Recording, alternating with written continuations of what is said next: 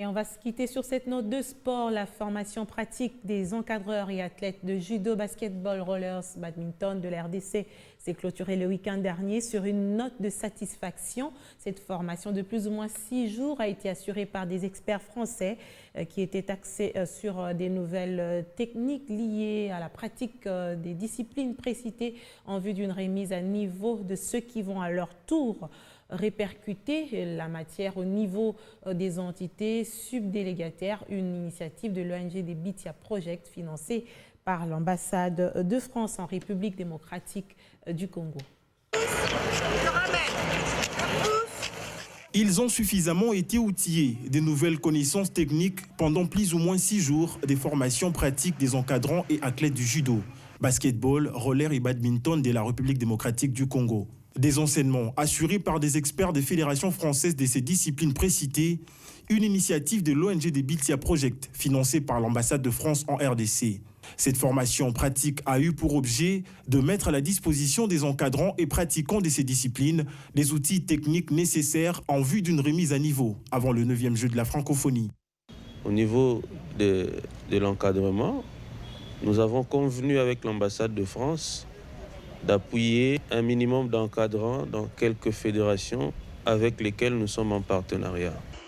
Sanctionné par une cérémonie solennelle organisée à l'honneur des récipiendaires à laquelle des certificats de participation leur ont été décernés. Et l'initiatrice de ce vaste projet vise poursuivre dans la même lancée. Le projet d'avenir, c'est de continuer à évoluer, non seulement dans le sport, mais dans l'éducation et la santé. Il faudra savoir que The Bitia Project est une organisation non gouvernementale qui œuvre dans 3 secteurs d'activité. Donc, comme j'ai dit, l'éducation prime. Donc, nous avons l'éducation sport, l'éducation santé et puis l'éducation dans l'ensemble. L'ambassade de France est très fière d'avoir pu accompagner Bitia dans l'organisation de ce projet, dans le financement, mais aussi dans l'accompagnement, avec le contact avec les fédérations françaises. Donc, on est vraiment extrêmement fiers parce que je crois que ça s'est très bien passé.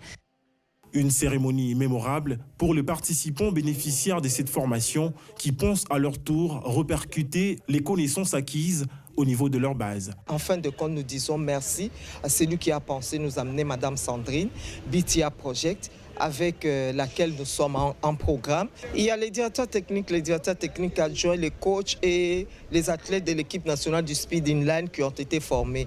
Et à notre niveau, nous allons répercuter au niveau des ligues. On a appris encore beaucoup, même par rapport au règlement. À partir de mon académie, je dois commencer à travailler les 3x3. Le plus important d'abord dans cette formation, c'est les règlements du G 3x3, ce qui est vraiment important à impliquer aux jeunes.